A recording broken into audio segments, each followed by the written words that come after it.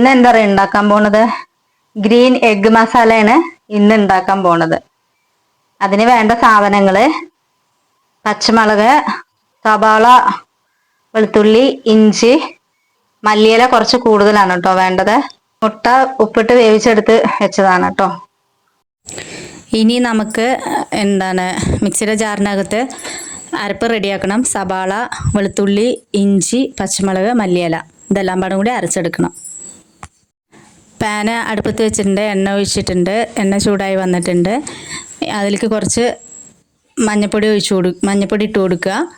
എന്നിട്ട് അതിന് ശേഷം ഈ മുട്ട 4 സൈഡും ഒന്ന് വരഞ്ഞിട്ട് അതൊന്ന് ഫ്രൈ ആയിട്ട് നമുക്ക് എണ്ണയിലിട്ട് ഫ്രൈ ആയിട്ട് എടുക്കാം. കോഴിമുട്ട ഫ്രൈ ആയി വന്നിട്ടുണ്ട്. അത് വേറെ പാത്രത്തിലേക്ക് കോരി എടുത്ത് ഇടുക. അതിന് ശേഷം കടുക് ഇട്ട് കൊടുക്കുക.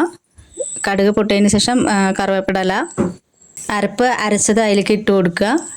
അതിനുശേഷം കുറച്ച് കുരുമുളക് പൊടി, ആവശ്യത്തിനുള്ള ഉപ്പും ഇട്ട് കൊടുക്കുക.